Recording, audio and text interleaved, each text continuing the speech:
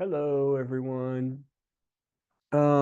It's been an interesting evening for me, but uh, so give me a couple minutes. I'm literally sort of just coming on, and we'll get underway here in a couple of minutes.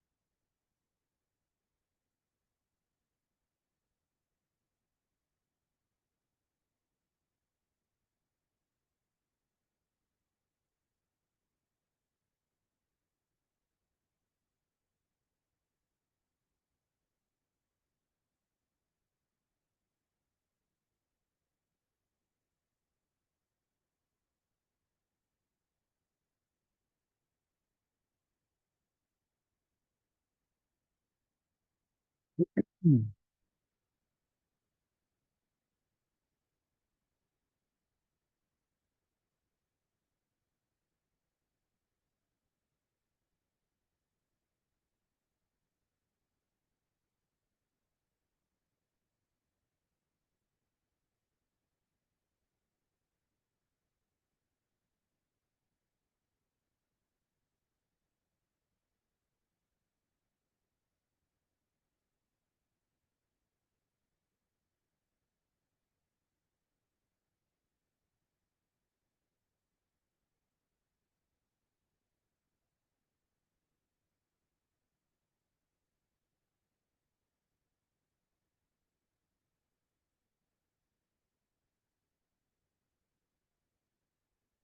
Okay, everyone. We're going to start here in just a minute.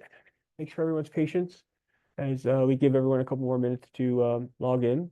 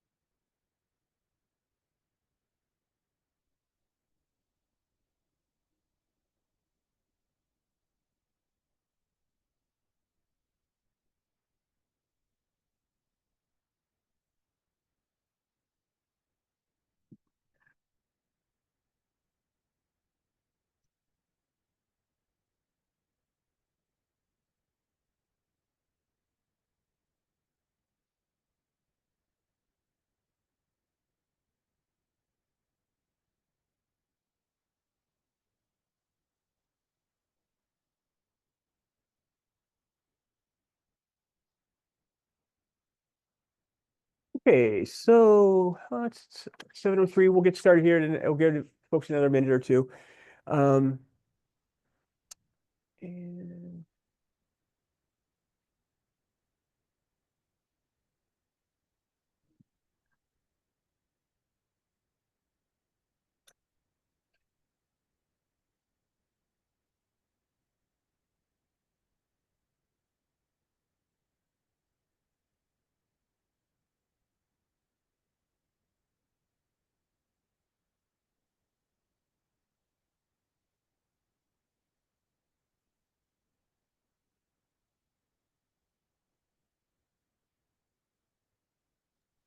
hey, Tonya, can you hear me? Can you unmute yourself? Let me see if I can unmute you first. I can hear you okay. Can everyone hear Tonya? Yeah, I can hear. Yes. Because I can't hear her, so hold on a second.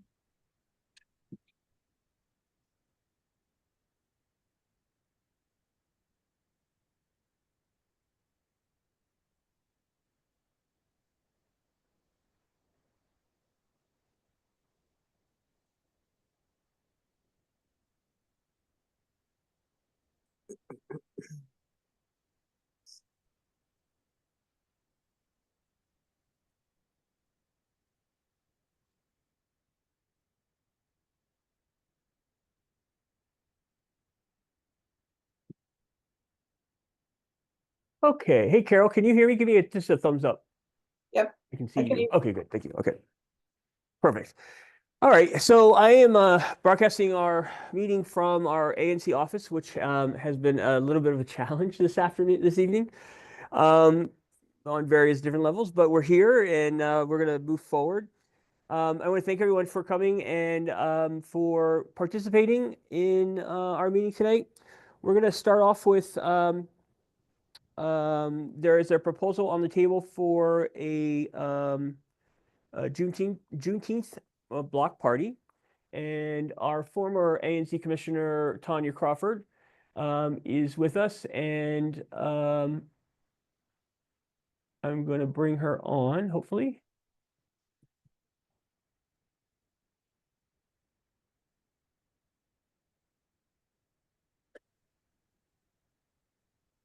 I'm ready.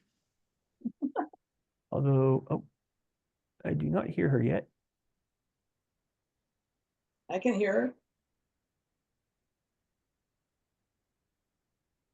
Now I should be able to hear her. Let's see. Oh, yeah. Okay. There we go. Perfect. Let me know when you're ready. Go ahead, Tonya. We're all set. Okay, great. Greetings, everyone. Thank you so much, Commissioner Donohue, for inviting me. As I mentioned in the very last ANC meeting that I had, you all would hear from me again and see me again because I have been working with the community to put on block parties on the 200th block of Naylor Road. And the community has asked that we do that again this year in 2025. So we're going to do it again this year. It's completely grassroots, all donations. The last block party that we had, DPR was very gracious. They set up a booth and had giveaways and things like that. Anyone who'd like to donate, I would appreciate it. This is not partisan. It has nothing to do with politics or business or anything at all. It's just a grassroots activity for the seniors and for the children. It's going to happen on June 7th this year, 2025, from 12 noon until 5 p.m. Again, Commissioner Donohue can circulate and share with you all. You will see them in the neighborhood, the flyers for the block party. But again, I hope that you all can participate, come, fellowship with your community, donate what you can, books, clothes, that type of thing. And I will be there this Saturday for the cleanup. Thank you so much. Okay, great. Commissioner, I appreciate the the plug for the cleanup as well. Thank you very much for that. So this is something that Tonya has done for several years. She's going to take the lead on it, and this will come up to our full commission for a vote in likely in May, because we are not meeting in April. Apparently, we get the month off. So if you have any questions in regards to it, you can actually reach out directly to Tonya, and I'm hopeful Tonya can put her contact information in the chat for everyone.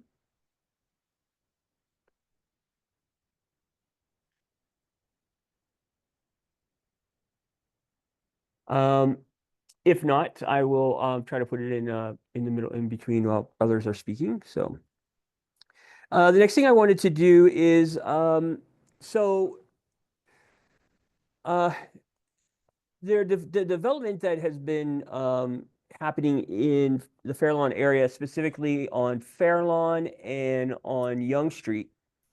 I found out that the property on Young Street, the one that currently has the fence around it, I have made arrangements for them to lift the fence and actually clean up around the fence. And actually, the fence is going to be removed shortly. It is going on the market to be sold. So they'll be, I guess they're going to be looking for some buyers for it, but they're finishing up a lot of the stuff now that needed to be done, and it will be going up for sale. If I remember correctly, there's going to be, I want to say 43 units. And so it's, yeah, 43 units, 1, 2, and 3 bedroom apartments. And What's the so, address? what's that? What's the address? That's 1415 Young Street. So that's the if you're coming down Young, it's the building that sort of splits between the alley and Young Street, and it has had a fence around it for quite some time, and until just recently, yours truly was able to get that Jeep removed that's been sitting there forever. So we're glad to we're glad to get rid of that. So okay. So with that said, the reason I brought that up is because parking is going to be an issue, and with the property on 22nd Street, far away, I don't have any indication that there's anything going to start anytime real soon.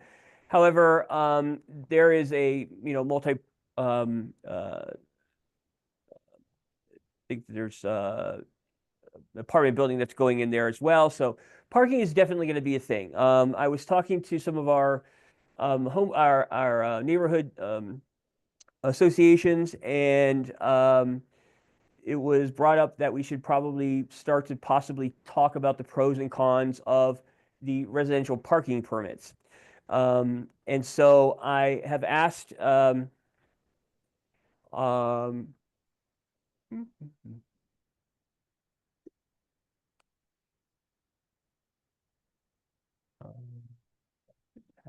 on. Tyon. There you, I'm looking for. Oh, there you are. You're at the top. Sorry, I'm watching through a TV because of the funky setup I have here, and so it's kind of weird. But so Mr. Jones is going to talk to us a little bit about the program, the pros, the cons. I think what for us, Mr. Jones, is that individuals are in associations are pondering whether this is the right thing for us as a neighborhood. And I thought that in order to make that decision, it's important that we hear from you guys to, kind of give us a sense of tricks of the trade, things that do go well, things that don't go wrong, the things that we should be considering, maybe, the people that, may not be following the rules correctly, like, people who have ROSA violations or have out-of-state license plates. How that will certainly affect the neighbors as well, even though they may not be following the rules.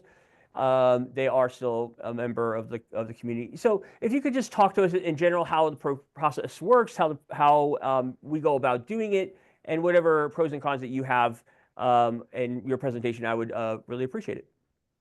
Thank you. And thank you for having me tonight. As the commissioner mentioned, my name is Tyon Jones, and I currently serve as the curbside services manager for the District Department of Transportation. Prior to this role, I was the deputy director for the curbside management division.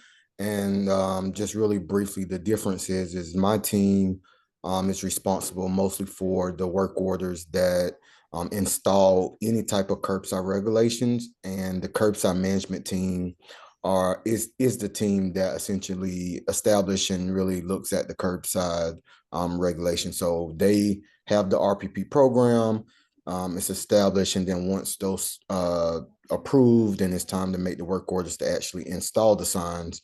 My team does that. I offered to come out and speak tonight, having both the experience on both sides.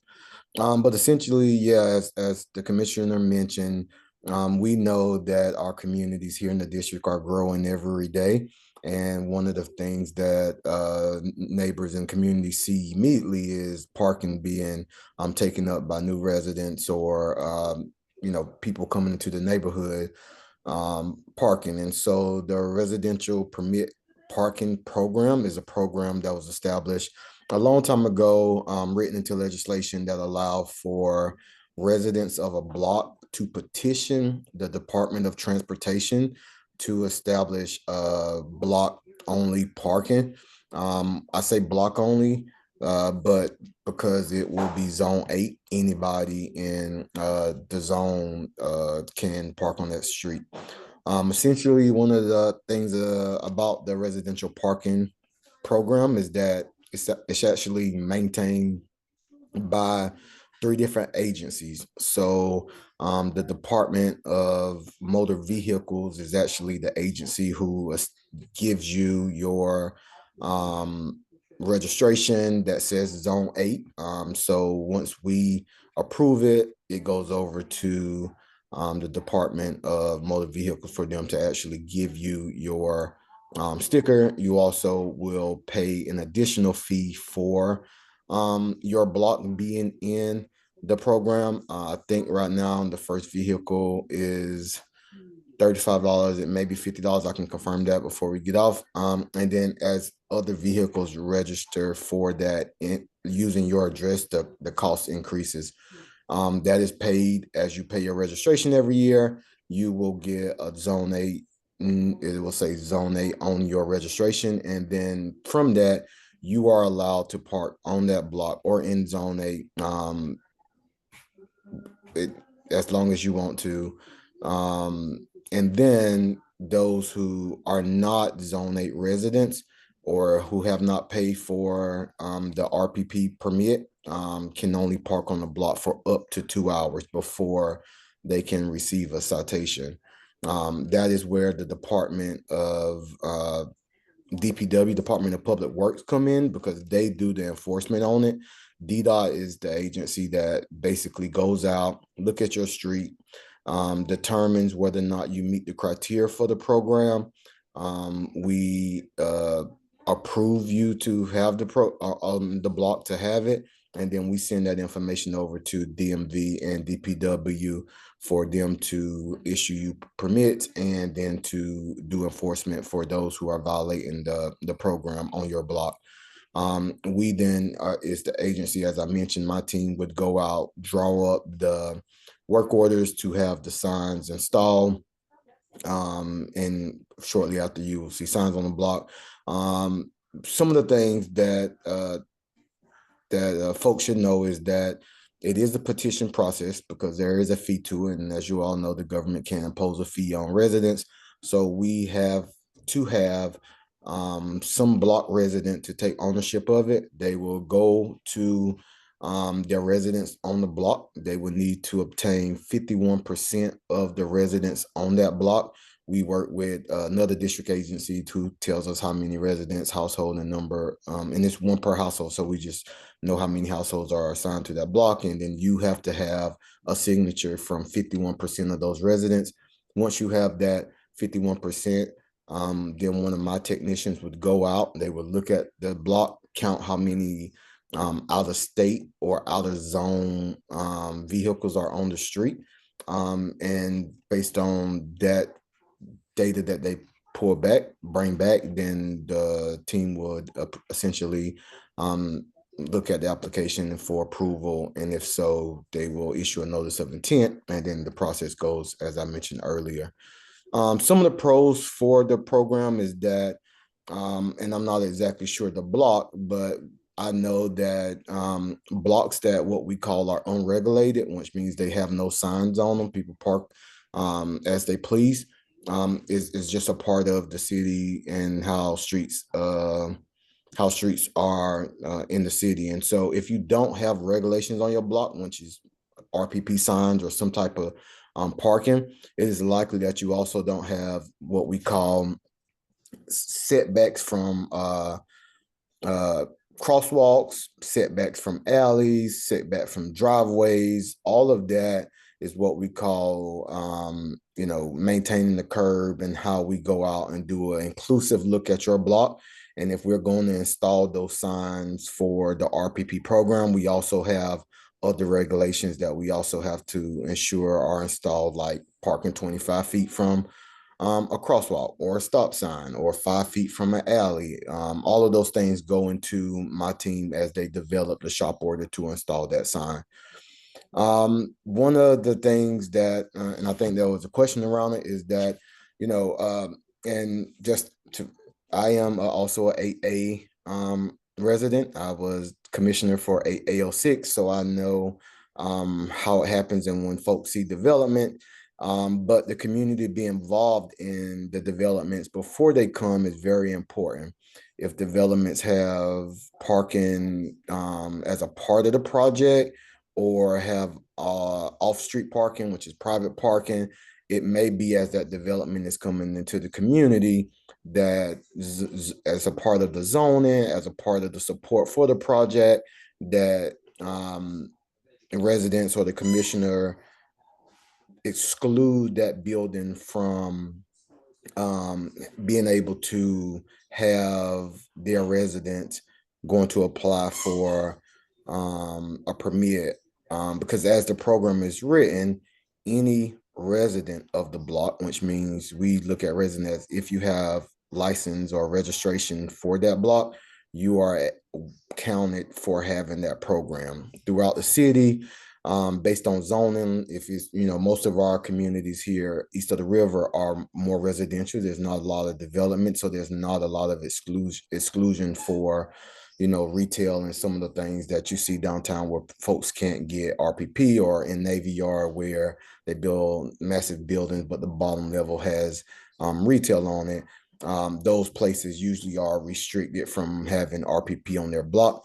But in our communities, there's less retail and more residential units, whether it be apartment buildings or in single family homes. And so everybody on that block would have the ability to apply for that RPP permit, unless they were, again, through zoning or through some type of an agreement, were excluded from that building's address from attaining that permit, which is very rare. Another part of, a pro or con could be that there are folks who don't abide by our rules, which means people who park in the neighborhood for longer than 2 hours, people who park without any zone permit sticker. And as I mentioned earlier, DDOT, while we maintain the program, issue the signs, we don't do the enforcement. And so another part of being included in the RPP program is about DPW also coming around to enforce parking. Now, typically when we issue the notice of intent, we send that notice of intent to the Department of Public Works as well. So they enter that into their enforcement database, and they do normal ride arounds. And that's how the enforcement happens. One of the things that I will say, and I've in my position have been talking to the agency about it, is there has been a lot of interest in us looking at the RPP program and revamping it for today. This was a program created a long time ago and hasn't had many changes. And so if you apply for the RPP program and you are approved, we go out and we install the first level of RPP, which is Monday through Friday, 7 a.m. to 8:30 p.m. signs for Zone 8, which means that from Monday through Friday, from 7 a.m. to 8:30 p.m., you can only park on that block 2 hours unless you have a permit. Now, that was how the program was written by council when it was written. We know, and me as a resident know, that most of our parking issues are likely after 8:30 p.m. or after Friday night on the weekend. However, there is a part of the program that allows you to, after the first year of having the initial 7 a.m. to 8:30 Monday through Friday, that you can then say, hey, we've had this for a year, and in that year, we still have experienced parking issues. People park here late at night. People park here on the weekend, and we have the authority to then make adjustments to that RPP parking. Now, in my previous role as curbside management, I understood it and supported, there being the ability to have variations in parking programs because it's a by block. So it may be and you all see it throughout the city. There's some blocks that have Monday through Sunday, Monday through Saturday, 7:30 to 10, 7:30 to 12 a.m. But in my new role, which is more about sign maintenance, I do not like it because when you are trying to maintain all the city signs, having various variations around parking regulations is very difficult to maintain signs and have really sign maintenance operation. And so there has been some just for me talking about how do we either look at the program to say we know that folks it's a 7 a.m. to 10 p.m. and it's Monday through Sunday, and that's just the standard that we can go to. But there has been some interest in that. Other than that, there's not really a lot of cons against having it because again, it's a residential perk because you can park on your block and other folks can't. As except for you have to pay the additional fee, and there are some times where even just having the signs, folks still don't abide by the rules and you have to call parking enforcement. But just the presence of the signs, we know people start to look at parking on the block in a different aspect. I'll stop there because I covered a lot, and I think there may be some questions to help me cover more if there's some more, and turn it back over to the commissioner if there's specific questions that I didn't cover, or any additional questions that I can't cover. Okay, and thank you, Mr. Jones, for helping us out here tonight. There are a couple of questions in the chat box if you want to direct your attention to those. We've got a couple of questions, I think 2 questions. Give you a chance to look that over and address those. Just for everybody's knowledge, I have a low bandwidth because of the situation that I have at the office. So I'm stopping my video in between just so you and trying to reduce as much bandwidth as possible. So I would not normally do that. I don't like when commissioners take their videos off because we should know that they're there. But I'm doing it for the sense of trying to keep us all connected. And Mr. Jones. Yep. So the first question, it says, for the demographics of the overall neighborhood, will residential parking be an affordable opportunity? So I'll answer this question in 2 ways. The first one is, so we, the Department of Transportation, we maintain the program, but we have council members who write legislation about the program. So there was a time when to have a permit, you would pay an additional $35 every time you went to get for every vehicle that you register at an address. There have been conversation about that because, I mean, as you can imagine, if you could afford it, you could get 5 cars registered and pay $35 for each of those cars. So there was recently some update in fee structure to the program. And just to confirm, so for the first vehicle at an address with RPP, you pay $50 on your registration. So whatever your registration cost is, and then you pay an additional $50 for that first vehicle. For the second vehicle, you pay $75 for that one. For the third, you pay $100. And for each vehicle beyond the first 3, you would pay $150 on to your registration for a permit for parking. I personally don't know. Well, I know for the demographics of our community, it's a cost that is an additional to other costs that we experience.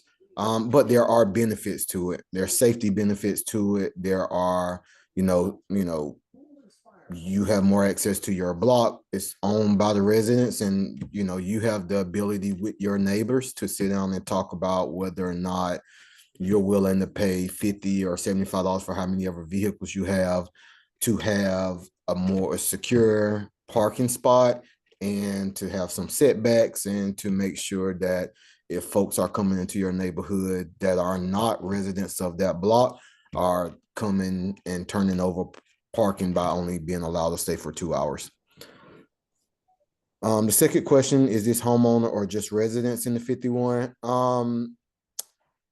We ask for a resident from each household, so we don't verify whether or not that person is the owner. We look at the address and we say there are 10 houses on this block, and we look at the petition and look for a signature for each of those. We look at if there were 10, we will look at each of those addresses, and we will look to see that 6 people, one from each of those individual houses, have signed that petition. Yes, there are ways to get passes for visitors. So once you are approved for the RPP program, you then have access to the visitors parking program, where you can basically sign up online to, we have a program where you go and get you can put visitors parking tags, you can print off a visitors parking, but you do have the ability to have the visitors parking pass as a part of being included in the program. Yes, the fee is every time that you do your registration. So if you do your registration for 2 years, you pay I believe you will just pay $50. But that I will not answer that. That's probably a question for the DMV, because I don't know. I do know that it's per registration per person, but I don't know if you do 2 years, if it's just $150 or if that $50 per year. So that would be something that I can get the commissioner a response to. Senior discounts or protocols for handicap spots. I am not aware of. Yep, I am aware of it. Actually, here there is an exemption exists for one resident 65 years or age or older per household. They will pay a $35 annual RPP fee for the first vehicle registered at a legal mailing address. The fee for each subsequent vehicle registered at a legal mailing address will be identical to the tier rate. So one resident has an exemption if they are over the age of 65. As for handicap spots, we have a separate program called the Reserve Disabled Parking Program that if a resident, despite age, is disabled, they can apply for a reserved spot. We typically, there's a process for that. You have to have a permanent handicap sticker from the DMV. You have to have a medical document signed by a doctor saying that it's difficult for you to access your house. You can't have off-street parking, so you can't have parking in the back of your yard. You apply for that. We review the application. If you are approved, then we go out and try to get as close to your house as possible and install the 2 signs that says, parking space 25 dash something something, and that's the permit.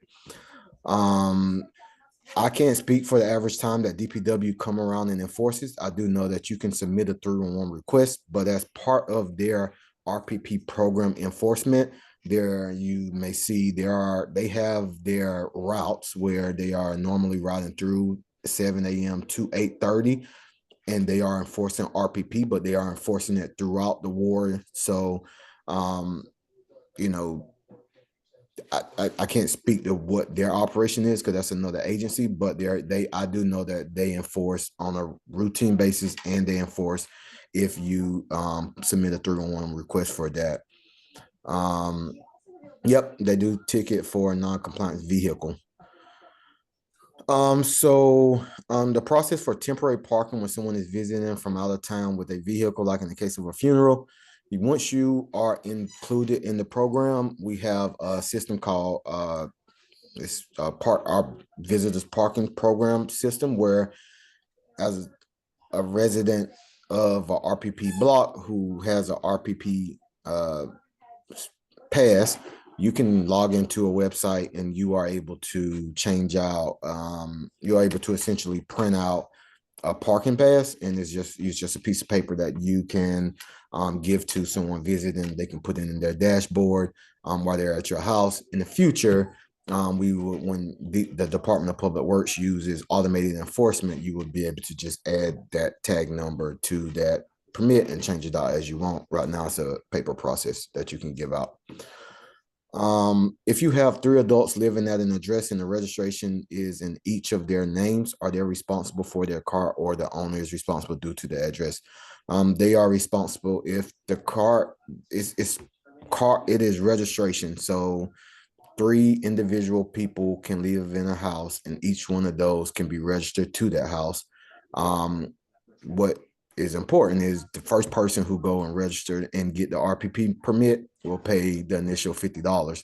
That last person will pay the $75. And so the address is 3 adults living at one address. Somebody got paid the first tier, somebody paid the second one, somebody paid the third one.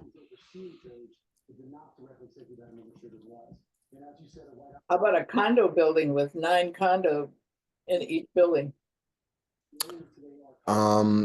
If they have vehicles registered to that condo that's on that block, they are essentially treated as they are residents of that block. Unless, again, as part of the zoning or agreement with the ANC, when they built it, that building was excluded from ever applying for RPP, which again is very rare, except in neighborhoods that have experienced it. They likely would have the same ability to obtain permits as anyone else on that block. There's enough parking spaces on our block to accommodate all those people. And so it is a block program to apply for it. But be reminded, there are other blocks in Ward 8 that are included in the RPP program. And the VPP system, visitors parking, is by single member district, like 8A, 8B is based on that. But the residential parking is just zone 8. So if you're the next street over, which is another perk, because if you are the only street in a block of 4 that don't have RPP, then you're limited to park on your block. But if you didn't have RPP, you now can park in every other zone 8 parking throughout zone 8 parking. Okay, thank you for great information. As far as how I know, I used to live on Prout in 22nd Street on the corner, and I had the residential parking permit because I believe Boone Elementary School was across the street. Maybe, I don't know. When I moved there, we already had it, so I paid for it. As far as they, I'll be honest with you, they didn't patrol it very well at all. However, that would that sort of responsibility to make sure that that occurs would certainly lie on my as one of my responsibilities as your ANC commissioner. We would I would contact the office and make sure that those patrols are occurring. And of course, as Mr. Jones had said, you can submit a 311 request, and they're generally responsive to those that I've seen in the past. And I don't, there's really not that many, there wasn't that many residents on Prout Street, so, or at least the 2200 block, but I assume that we got it maybe because of the school, because a lot of the teachers and everything would park and probably take up the space, I would assume, but it really wasn't monitored much at all. And so that's one of the cons, I guess, is if you're going to put all this, invest all this money into this program and with for each of your cars and everything, is it going to be monitored? And is there should be an expectation from the residents that it be monitored? If you're going to pay all that, you want to make sure that you're getting the benefit of it. Have you had, Mr. Jones, have you had any experience as far as compliance with and having parking enforcement actually come through? I know I don't see parking enforcement all that much too often, although I did see one yesterday on Young Street, and I actually got out and had a little conversation with the man. But any experience with that as far as how that's best resolved? So I think that as you stated, it's really about commissioners and the community holding the Department of Public Works accountable to the program and making sure that they're regularly enforcing. Personally, what I think happens is that Ward 8 and Ward 7 has some of the least amount of RPP blocks in the city. And, while you pay $50 and, you may, see 3 cars on your block violating that 2-hour program, the Department of Public Works don't see, in my opinion, the need to regularly enforce on the block that they don't see a lot of citation or a lot of out-of-state parking.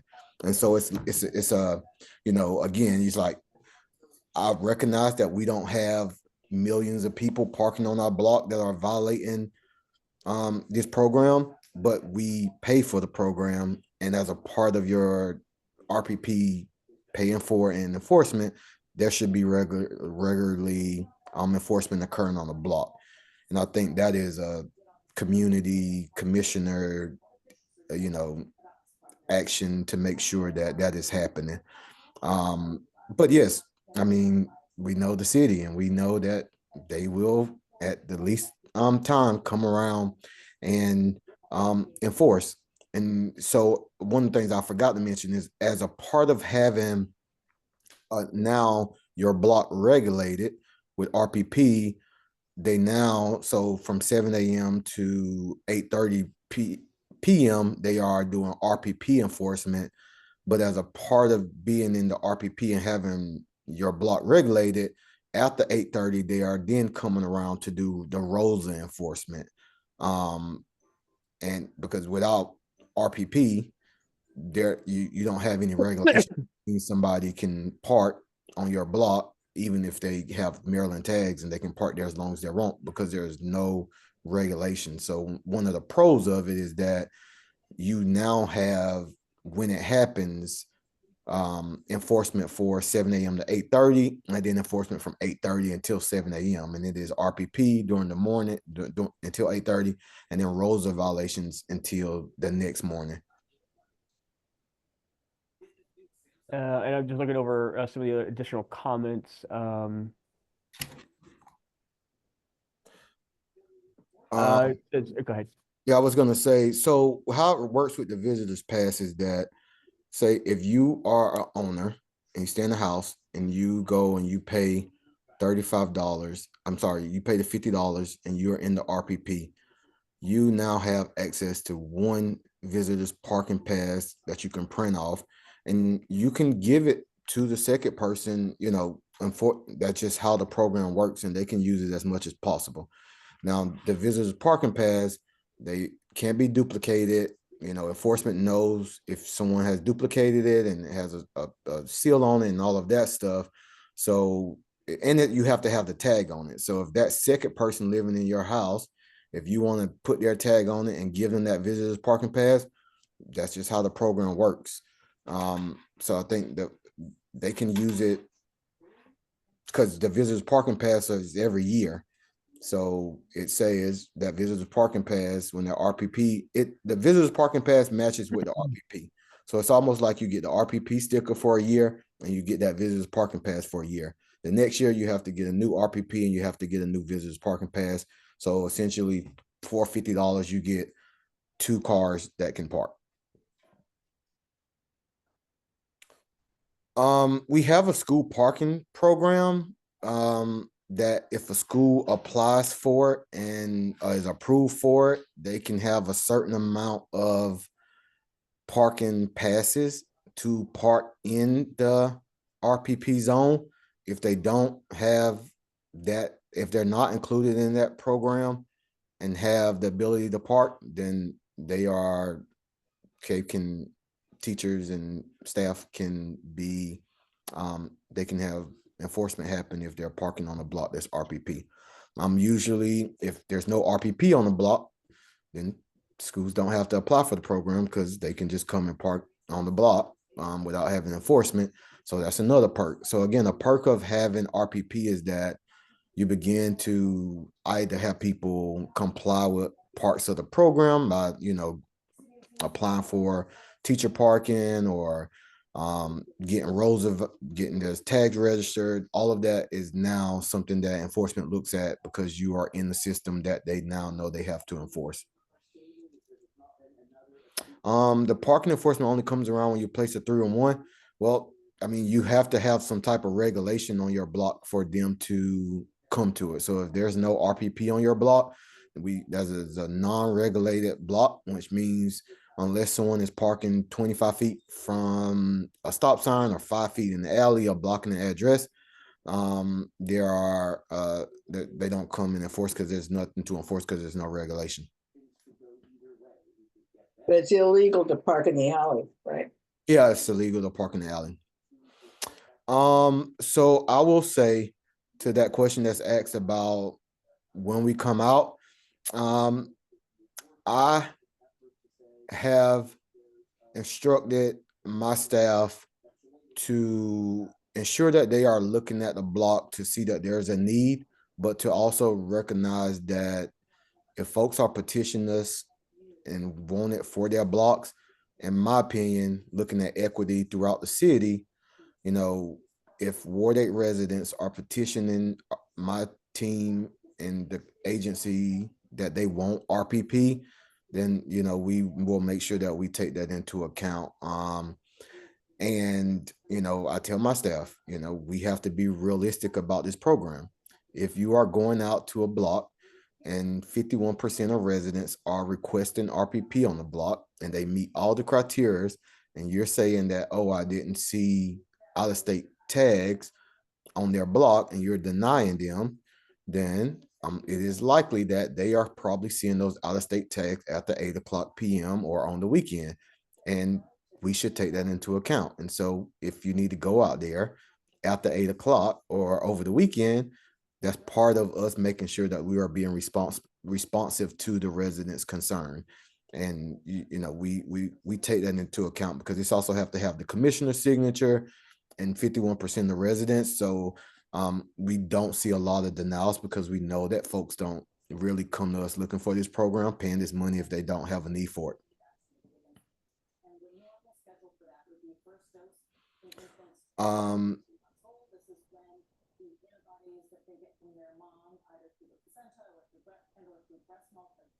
VA is considered out of state. Christine, I would encourage you to work with your commissioner and community to, again, pressure DPW for an additional enforcement on the block.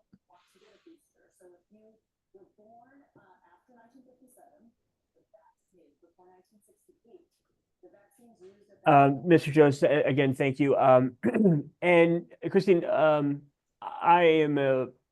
this is sort of a new thing for me, as you know, as your new commissioner. So being aware of the RPP program and having had it on Proud Street, you know, I often wondered myself why I paid for the extra money because they didn't come around. And, you know, when I have a neighbor who has a vehicle and doesn't pay the registration, is it, you know, how fair is it to me that I'm paying for it and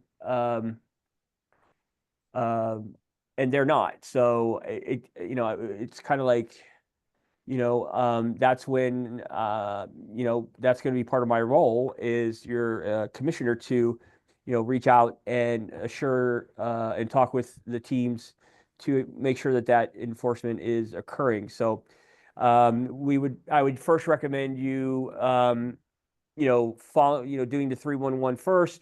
And then if that doesn't result in, and then coming out or being successful, then, you know, I certainly don't have any problems whatsoever, you know, hosting a meeting with the department to assure that enforcement is happening. So I'll just share the link for you, Commissioner, that will be really helpful. This is our Part DC map. You can click on the link and you can see every block that is included in the RPP program.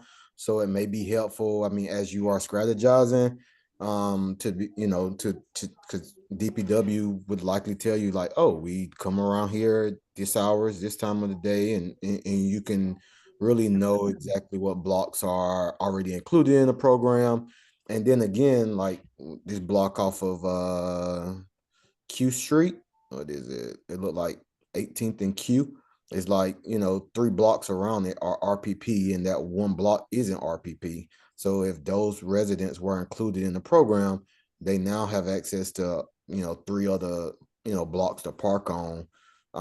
You know, it's things that map will help you really look at that as you all consider whether or not that is something that you want to do. Hey, Christina, as far as the program is initiated by you, the residents.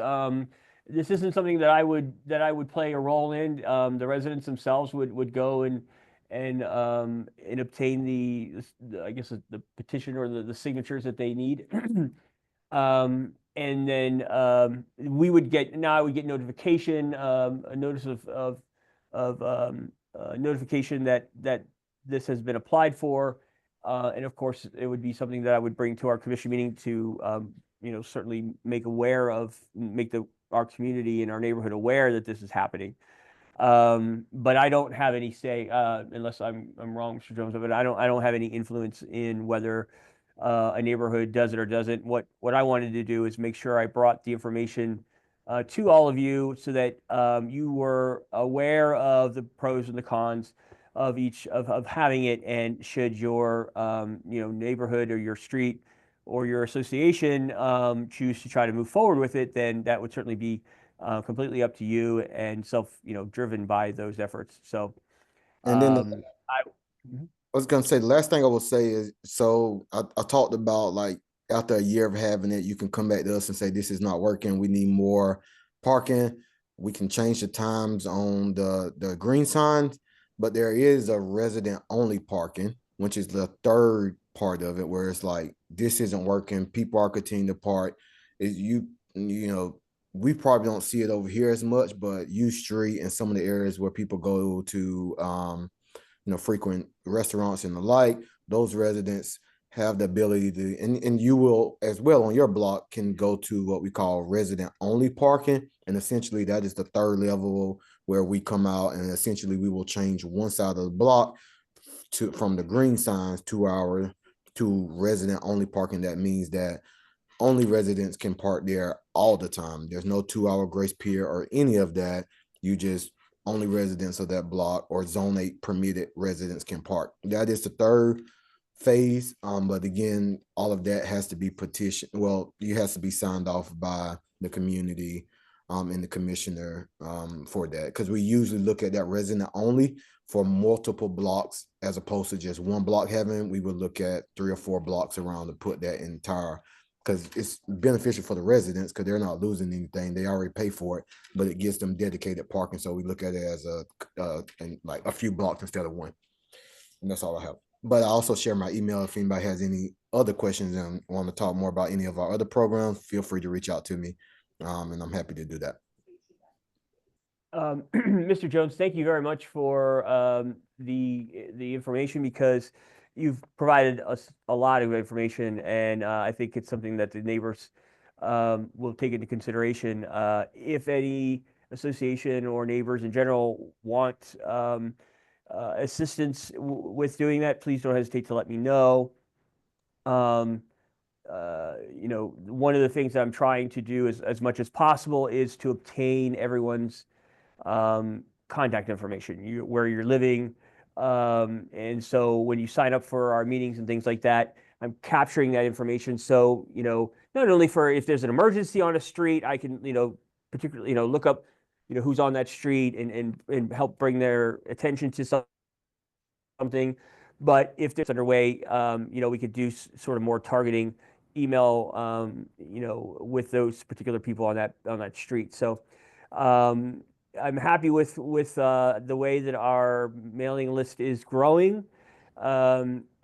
So hopefully we'll continue to keep everyone appraised as to exactly what's going on. And please let me know if I'm sending too many or if you're sending not enough. If the content is appropriate, or if there's something that's missing. One of the things I try to do, I was hoping to be able to do like a resident hot topic type thing. So if you have something you know, coming up in the future, or you have an idea that you want to present, or something that's just bugging the heck out of you and you want to, you know, vent about it, that'll be our resident hot topic. And you know, I welcome you to reach out to me and let me know what that is, and we'll you know, we'll get your voice heard. So we didn't have a hot topic for resident hot topic for this month. However, I thought I would chime in, and I too am a resident, so I'm going to complain about the trash. The trash. I have, you know, I can see this is going to be my, it's kind of what's going to make me gray or something. It's going to make me old very quickly, because I have very, very small patience for people who disregard our community and our neighborhoods by throwing their trash out and not giving any care about the neighbors around them, the rats that have come, you know, the sanitary issues that come with it. I can assure you that if a resident or a neighbor of ours are violating our rights by, you know, not keeping our areas clean, I will pursue every possible opportunity to get you to stop, including if I need to put up a camera or have MPD put up a camera.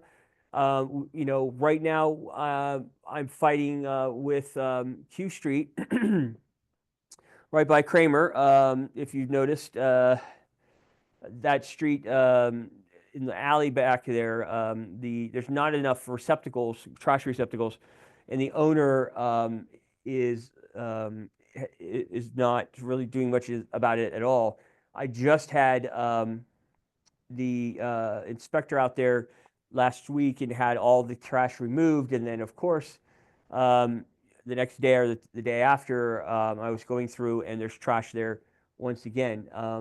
So the property owner of that location has been fined, and we will continue to stay on top of it until our neighbors learn and understand that this behavior is not acceptable, and it will not be acceptable.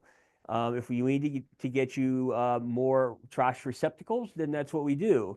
But let's, and I am certainly open to hearing what the challenges are of people who can't just do, what they need to do with their trash, but to just leave it on the streets like that and for it to pile up and then beds being put on it and everything, like, it's just unacceptable. It's not the way our neighborhood, it's not the way that anyone in our neighborhood wants it to be. I can guarantee you that. Nobody wants to wake up in the morning and see look out their window and see a big heap of trash. It's just nobody wants it. So, it's going to be probably the death of me over the next 20, or 2 years. But I am committed to making sure that we clean up as much as possible. And that's a good segue into our first community cleanup day. I know it's a little early. I know it's March. However, today was a beautiful day, and hoping that we have just as beautiful weather for Saturday.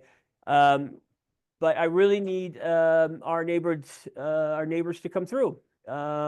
Let's start, doing our due diligence in trying to get some of this trash picked up. We're gonna have pickers and trash bags and everything dropped off over to the outside of Kramer. We'll meet at Kramer Elementary School, or excuse me, Kramer Middle School, 1700 Q Street at 2 o'clock on March 1st. I have it down. We'll do 2 hours. Whatever we get done, we get done. I'd like to put a group of people along Fairlawn and see if we can try to get that. But there are other areas that I'm going to look at between now and then that we may want to target. But we can't do it without you. I know that you're obviously vested in our neighborhood because you're on this call and you're listening to us. So please continue to do that. Please continue to have faith in each one of us that we're going to do our best to keep our neighborhood clean. And so as we continue to invest, I came across the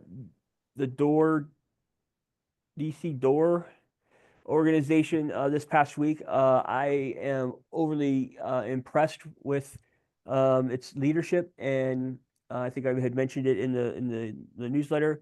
I'm hoping that some of the students will be able to get involved and help us on Saturday, help keep the neighborhoods clean, because when we get the kids involved and get them invested, what that does is the kids see somebody drop something on the floor and on the ground, and hopefully within reason they might say, hey, this is our neighborhood. And I literally walked into, it was probably 4:30 in the afternoon, and somebody was urinating out in public. And I stopped and I said, hey, we live here. Can you not, he's like, well, I was, attending a game over at Boone. I'm like, Boone has, last time I checked, Boone has restrooms, and your restroom should not be out here where we live and where our kids play. So, he understood, and hopefully he won't do that again. Let me just catch up on some of the questions and stuff, so bear with me. Abandoned apartments and houses left on. So yeah, this is something that I've began to work on. I actually had the Attorney General address some of the issues on 19th Street with the abandoned buildings. They are not completely abandoned. There's a couple there's actually one that's empty, and they're emptying the second building on Young Street. But we do know that there are a couple of occupants in the building on 19th next to the Fairlawn. I don't know what the name of the building. I don't think there's a name of the building, but so we are aware of it. We're working to try to bring those to a better looking place than they are now, that's for sure. And so it's something that I've already had, in the 4 weeks, the 8 weeks that I've been here, have engaged in a significant amount of conversation about the abandoned buildings. And so I'll hopefully be able to continue to keep that pressure on until, you know, I guess part of it is until, you know, they get totally emptied. But, you know, the other thing I also want to make sure no matter who is in the buildings, these are our neighbors, and we all, at least I know I want them to make sure that they are warm and they have, you know, what they need to survive. And from the looks of the outside of the building, I'm certainly concerned about what the inside of the building looks like. So, Did you notice that Ward 8 Woods cleaned up the whole Fairlawn Avenue? And today when I was driving home from ACC lunch, it's all trash again. yeah, I know. I have a resident near down by the school school. Apparently there was a water main break, and they have some temporary fencing and stuff up along that, and then there's a porta potty. That's all going to be addressed. They've committed to. They sent me an email today about it, and so that's why I wanted to when we do the cleanup day that we spend a little bit of time because it is pretty bad on trying to get that cleaned up a little bit. And as we continue to do future cleanup days, we'll also continue to try to keep it clean as much as possible. They're not done with the project. They're going to be actually coming back, and so there'll be more construction there. But in the meantime, I've asked them to come out and inspect the area and remove the porta potty. So, but yeah, it doesn't look good. And in fact, I just had trash. If you know Fairlawn, there's a camper that's been parked there. There was a bunch of trash out there. I had it all removed, and then again, we're right back to having trash on it. So I don't understand why people are doing this. And They live so, in there, don't they? what did you say, Carol? It looks like people live in that camper. I've seen it I have. in a couple of kids. So you have seen people with a couple kids? Yep. So I do have. If you notice, it's gone. I noticed it was gone last night or the day before. I don't know if they're coming back. So I did make contact with the owner. I put a note on the door, and he did give me a call, which is always a good sign. He informed me that he's an older man. He's trying to sell it. So, but before he can sell it, he's trying to get it cleaned, and so it's been there, but now it's not there. I don't see it, and I did sort of inquire because I had heard that maybe they were responsible for the trash, but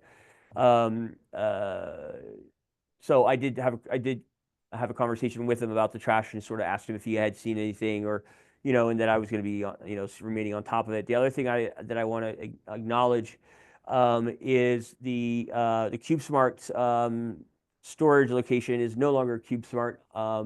They have transitioned. They have been bought out, and the new name escapes me, but it is important that you guys know because they had a significant amount of trash in the back of the unit or the building, and in short order, I had stopped in there.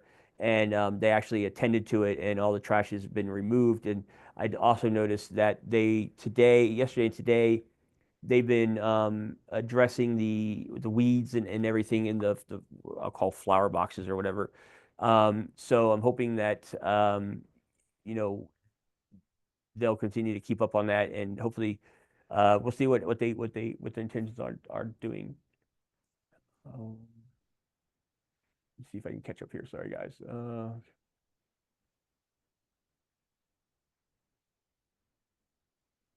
Lot of trash. Also past shootings. I was told to talk to commander of 6th district.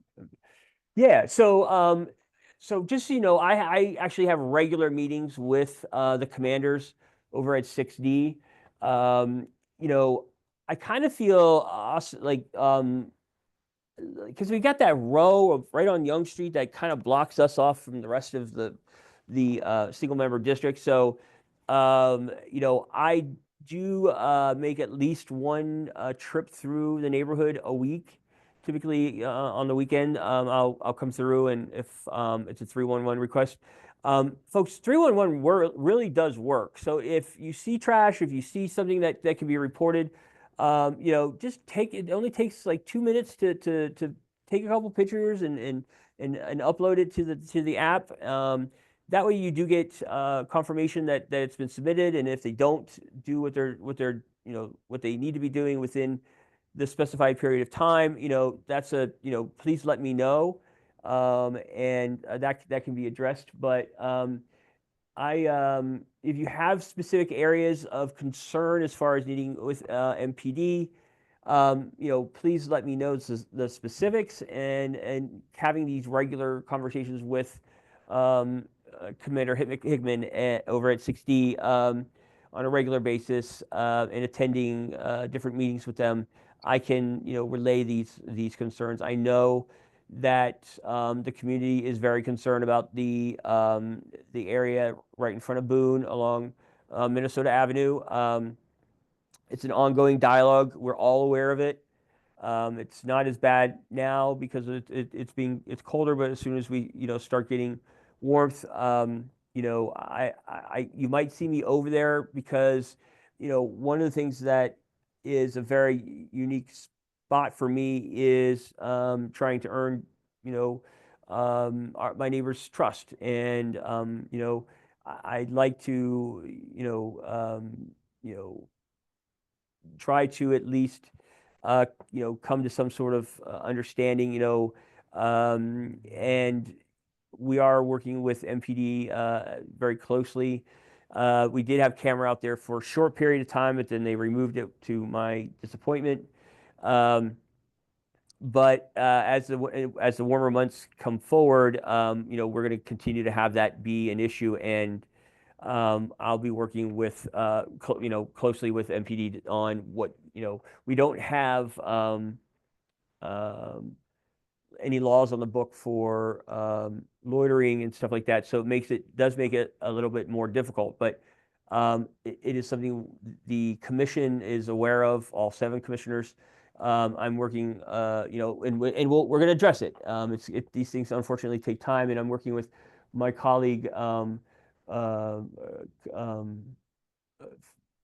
the other side, the other commissioner on the other side, and we're working on it. I know she has done an amazing job at being proactive even before becoming a commissioner. So we're into our 2nd month of this new commission, so bear with us as we continue to understand how things work, who the players are, who we can lean on, those types of things. But just know that we're aware of it, and it's already been discussed in general.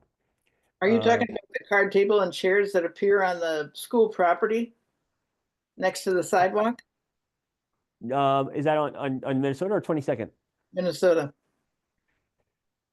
Yeah, I mean, I'm talking about all the congregation of people, the open air drug market, those types of things. As MPD does do regular routine drive-throughs. I've noticed them also sitting on that hill on, what is it? Is that Naylor? That one way. There's another numbered street there too that has that separate light Kind of, at the intersection. and I know that light was turning very, very quickly, and you could barely get one car through the intersection. Yeah. I've talked to Keith about getting that corrected. So hopefully, if it hasn't been done, it should be corrected here soon.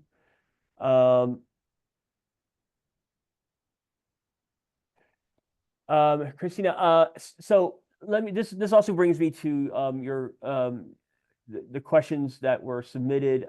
Bear with me because I have to switch between screens. So, and the question that was asked was a very I'm greatly appreciative to the question, because it got me thinking about things that I may not be thinking of, that I'm not currently thinking of. and I did call, you know, I have had communications with the DPCS or the school district. I even was on the phone with them today, and I took the question to heart, and you know, I asked, you know, the school, you know, about cooperation between, you know, us and them, and having, you know, people, you know, keeping them informed, and how much, you know, so you'll start to see, you know, some of our, at least for my, and, you know, me sharing some of their social media stuff. You know, I do keep in pretty close contact, and if we, I'm still working on trying to get the room available for us to have our meetings there instead of in this very cold room. I might add, it's freezing in here, but and so you know, having meetings on, you know, at Kramer and at Boone occasionally allows me to you know, have that continual communication with them as well. You know, one of the big things that I'm going to talk about briefly, and I'm actually going to have them come in and do a presentation next month. I couldn't get it. Everybody was out today, so, or not available, because there's a lot of different meetings and things happening tonight. So what I do want to discuss with you guys is, let's see, let me share my my screen.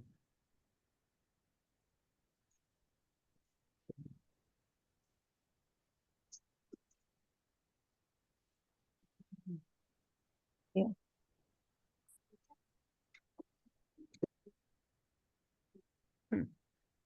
Bear with me for a second, because I was looking for the I want to talk a little bit about the senior Ward 8 Senior Center. So bear with me as I look for that presentation real quick.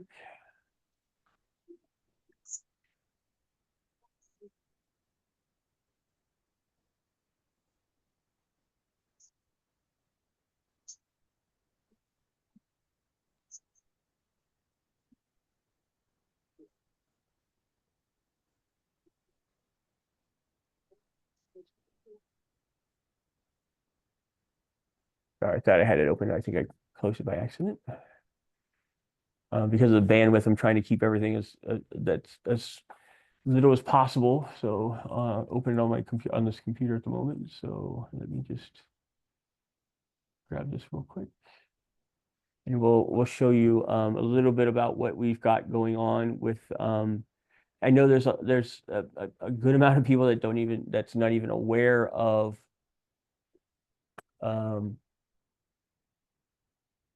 the community, or the senior center.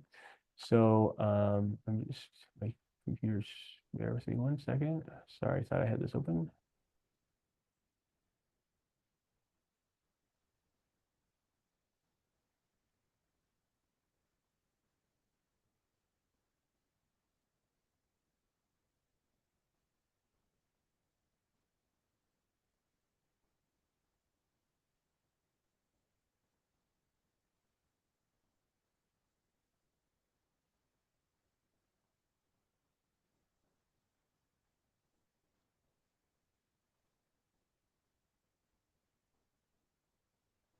For the delay, guys.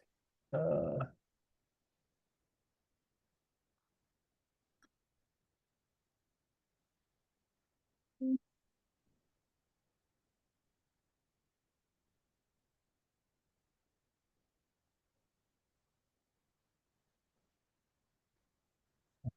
open up my emails now. Everything's so.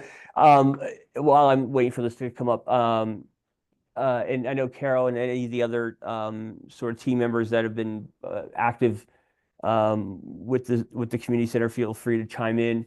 I had the opportunity to be involved in my first meeting with them, and they had informed us that there will be we will be breaking ground this year for the community center.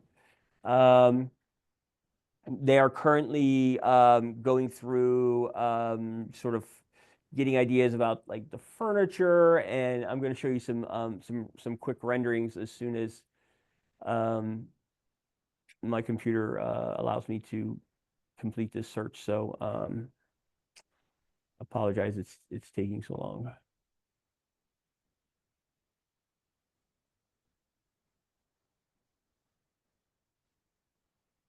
Come on.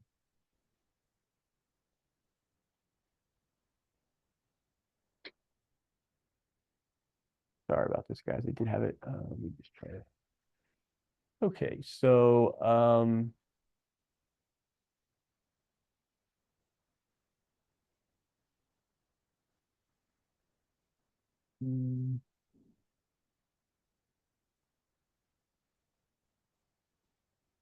there you go. Okay. So let me go ahead and share my screen real quick.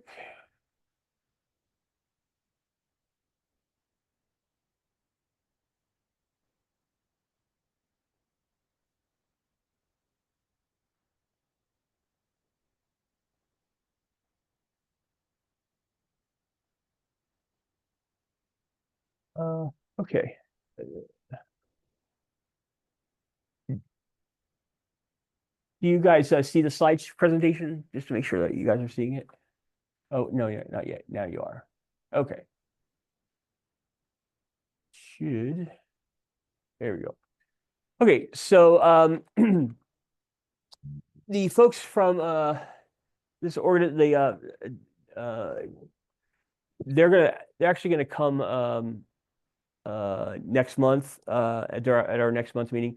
They just weren't available, so they did put a couple of slides together for me to sort of go over some basic stuff. And if you were unaware, there's been an effort underway, and maybe Carol can help me as far as how long you guys have been working on it, but there's been an effort underway to bring a Ward 8 Senior Wellness Center to the property next to Kramer Middle School. And there have been a very dedicated group of people that have been working hard on this. And they're getting to a point where all the permits are taken care of, and that they expect the groundbreaking to be this year. I'm just going to go over some of this quickly. Kind of really, the District of Columbia Department of Aging and Community Living provides programs and services for residents age 60 and older, adults with disabilities, and their caregivers. I'm just going to sort of kind of go through this pretty quickly. I want to talk about this is some of the things that they do as far as case management, and that will be the focus of a lot of the work that being done at the senior center.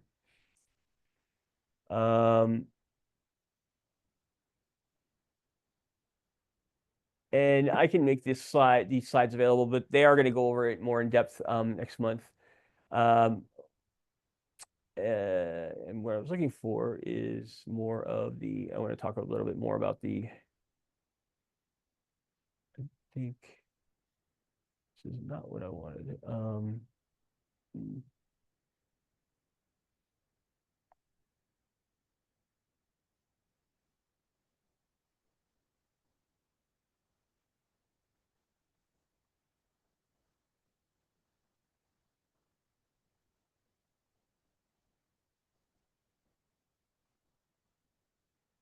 Sorry, guys. I would normally have this all paired, but unfortunately, not everything went as well as I had anticipated for the seniors or the community outreach or community.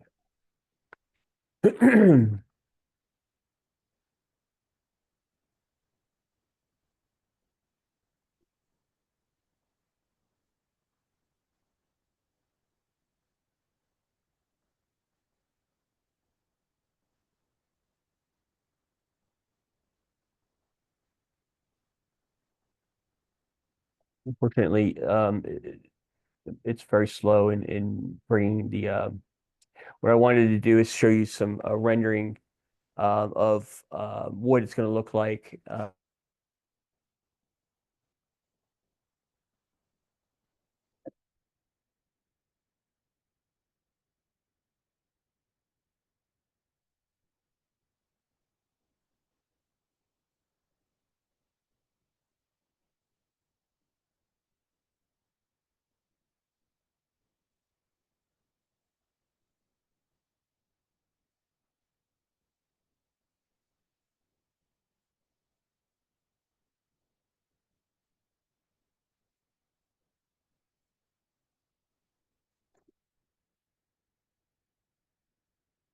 I think you've managed to freeze yourself.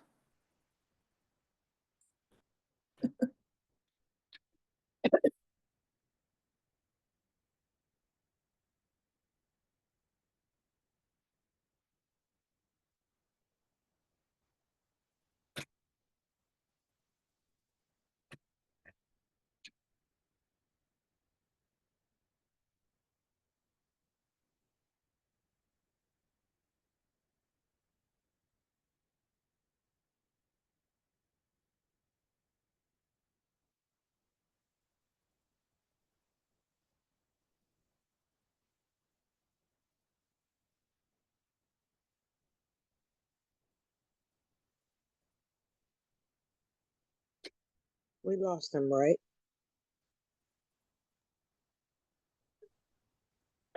Tom dropped by mistake, right? It looks like it. Okay, I just wanted to make sure I wasn't going crazy. Yeah. I think he's in the wrong place for a meeting. It's a very inadequate office. Understood. Better off at his house where all the equipment is.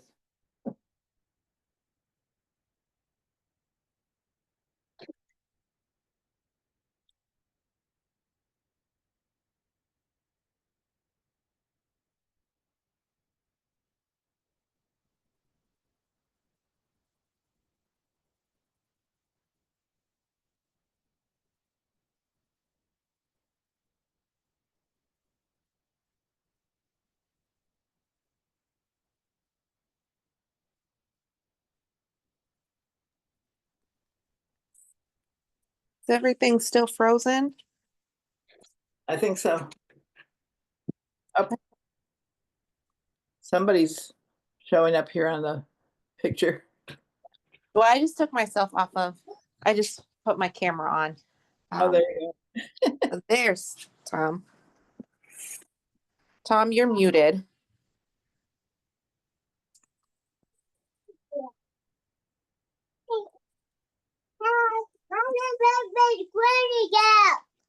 Okay, Quinny. Demonstrated extraordinary courage with no regard for his own personal safety as he ran to the sound of the guns, as he put himself in harm's way to protect others. He paid the ultimate price to protect the innocent and serves as. What was all that?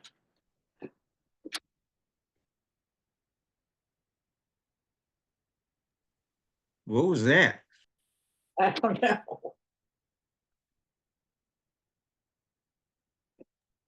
Sounded like somebody's TV. Something. While he's sorting through his technical difficulties, I just want to say hello to everyone.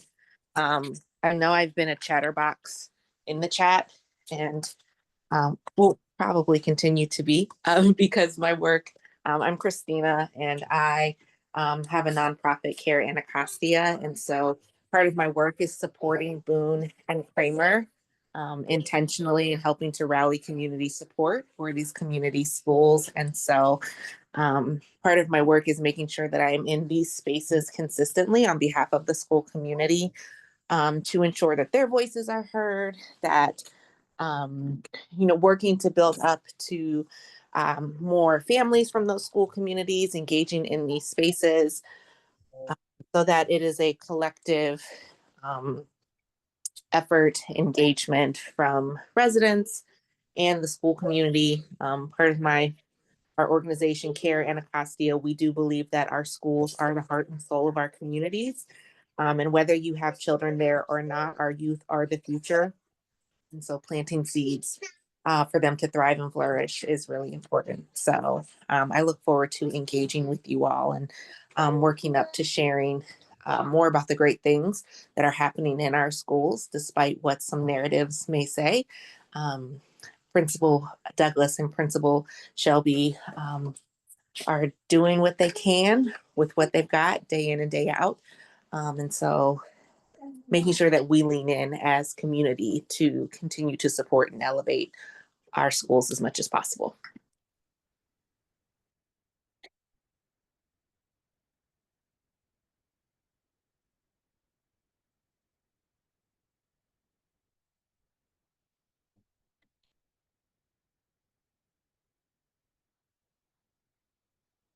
Who's the principal at Boone now? Sorry, let me mute myself. Principal Douglas, Principal Kimberly Douglas. She has been there for a few years now. And so she's actually very pleasant to engage. Both Principal Douglas and Principal Shelby have been pleasant to engage with and connecting with their staffs. Both schools also have a connected school manager. And those individuals have been really helpful in just helping to bring in additional partnerships for the school community, helping to disseminate any information about community happenings or whatnot to the school communities. So and particularly with the Minnesota Ave issue that's been coming up with the loitering and whatnot, Principal Douglas has definitely has her concerns and definitely wants to be a part of any dialogue and discussions so that it can hopefully be a all hands on deck effort to help reduce that loitering.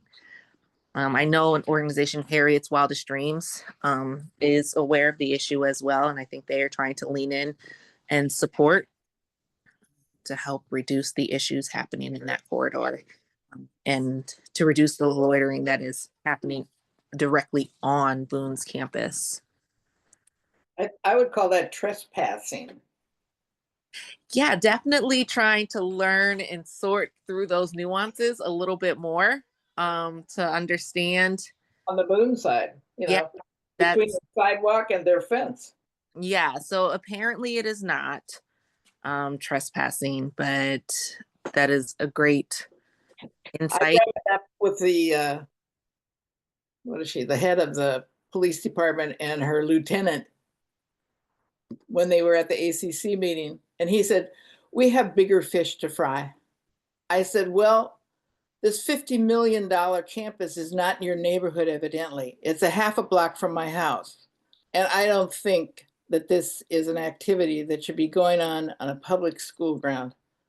Drinking, playing cards. I mean, they pull up on their pickup truck and park in the bus zone and then pull out their card table and chairs and have liquor in paper cups.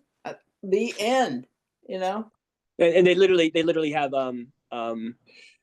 generators that they're pulling out on Minnesota Avenue. It is unacceptable, and it's a little bit difficult to handle other than making a presence. Are you talking about the guy with the barbecue? I'm talking about the people that have the radio blasting because it hooked up into a portable generator. Yeah, I don't think that's on the school side. That's on the other side, right? Yeah, that's on Minnesota. Yeah, Minnesota, but not on the Boone side of Minnesota, but on the commercial side. No, it's on Boone side. Oh, now they're bringing it over there. Oh, wonderful.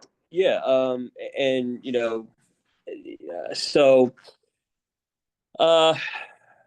yeah, it's something that's gonna be now that both myself and the other commissioner are on board. We've talked about it several times. I think that once we sort of continue to get established and we can kind of come together, it's definitely not. It's something that we know about. We're doing everything we can possibly to encourage them to go elsewhere, and to bring MPD, their presence as much as possible. So I trust me, I don't like it. I'm half a block from Boone as well, so it is very frustrating, and we're aware of it, and we're working on it. If anybody has suggestions or ideas, let us know. We haven't. I think our next step is probably an actual official sort of on the record meeting with MPD and the ANC commissioners, and I think that that's probably imminent, given the situation. But we've already, there's been a lot of discussion about it, and we hear the community, we know it, we see it. Hopefully we can come up with a game plan. It does make it a little bit difficult. That there's not a lot of laws that help us and give us the tools that we need to try to keep them from being there. But we're moving forward. I think the ANC commissioners, I would anticipate is actually getting together and having a meeting, and like an actual sit down with MPD. We've talked about it individually with MPD and with the Commander Hickman and stuff. So I would anticipate as we get closer to the warmer months that will probably take priority. So I'm sorry, but I'm not able to show you the presentation, the renderings and stuff, because as you can see, I mean, I don't know if you've ever been in this building, in this room, but this is our ANC cubby, or whatever you want to call it, like, and so like I had to bring my computer in, and this is a laptop that Commissioner Crawford used to have, and they don't know what the password is, so I couldn't get into it, which would have made things a lot easier. And so I've been on them all day about it today, and I was a little frustrated, but we're okay. So my apologies for the technical side of things. I will assure you that this won't happen again. It is some growing pains, as I just got keys to this place last night, so so bear with me. We'll get there. Hopefully you've seen my I look at it this way.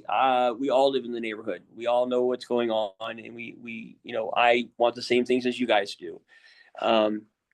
So I think collectively working together, just at the very least, which is not what you're going to get from me, but staying informed, and hopefully I'm communicating with you guys, not too much, but enough to keep everyone apprised of what's going on in the neighborhood. And as I sort of grow into this role, I'll have a better understanding of what all I can do. And so I thank you for your patience as I continue to navigate through these. And let me tell you, you're gonna hear me say it often, because your ANC commissioners are volunteers, and it is very important that you know that, because this has literally become like a full-time job.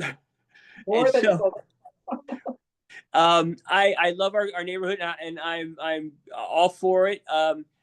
However, it has been the amount of emails and meetings that we do on a weekly basis. I'm not complaining. I'm just saying, just so you know that there's, if I wasn't attending all of the different meetings that they want me, that these different agencies and stuff want us to I'd be more out into the community. But hopefully you guys will see me. I literally don't have a car, so I'll be riding scooters and bicycles throughout the single member district. So if you happen to see me, feel free to stop and say hi. Make me stop and say hi.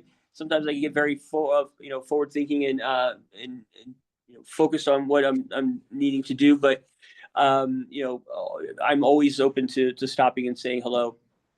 But that generally makes me late for something. So I've learned that I can't go outside without being approached about something. I was coming back in the rain from the store, walking, and one of our neighbors, the son came over to me, and as I'm walking down the sidewalk to get back home, and he wanted me to look at this tree of his mom's that was, and so sure enough, in the rain, here we go. So yours truly got a little shower that night, but hey, I got him the information. That's one of the other topics they're going to do for next month is I had the folks from forestry come in, and I know a lot of you have trees and things like that on your property that I think are important to know how we can deal with, and there are some programs with it. I know we're at 8:30, and so let me just look to make sure if there's anything pressing else that I had for. As I'm going to actually open it up to you folks. I want to know, what what your concerns are. I'm going to add the questions for lack of time and availability, easy availability. The questions that were asked in the when you were filling out your registration. I'm going to address them next month unless there's anything that anybody wants to bring up now. I just don't have the capability of bringing them up. So I'm going to open it up to the floor to everyone, and see what we've got. Most of you are still all here. Thank you. I appreciate it. What are your concerns? What are your what things do you want to bring up? Is there things that should be on my radar that are not on my radar? And I'd love to get some commitments from you all for Saturday. I would prefer not to be the only one out there helping to clean up the neighborhood, but I will be there either way. So if I can get a couple more extra people, I'm going to try to get some students out there too. So if we make a little bit of a dent in the trash and where we need to be, then that's good. We'll continue to keep at it. But if I can get some of you to commit to helping us, that would be appreciated. So I'll go ahead and open up the floor to you guys, and I want to hear from you.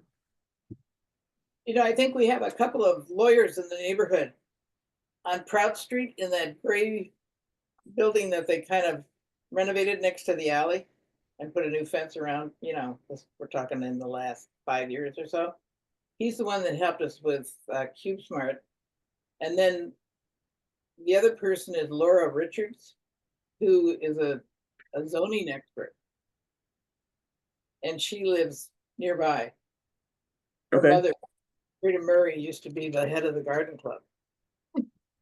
Oh, I didn't know there was a garden club. Yep, 50 years ago there was a garden club when I moved in here. Oh, yeah, Carol has certainly been in the neighborhood quite a long time. Sometimes I get worried when I don't see her car out there, and but Then you just parked in the back. Yeah. You can also use. I missed that. See, where do you? Oh, there's lots of chat. Sorry, guys. Sorry if you look at my big fingers in the way. The gentleman with the grill has good food. Yes, he does have good food. Gator is his name. Let me see, you guys inside Minnesota. But the whole thing is absolutely illegal. Yeah, I mean it is. Sanctioned by the health department. Whoops, how do we get back to your picture here? Yeah.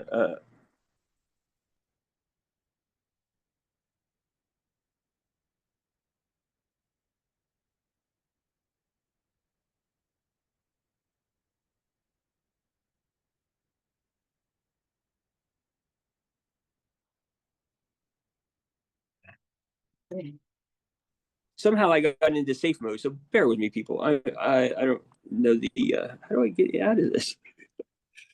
Whew. Carol, you keep coming and going from. Okay, here we go. There we go.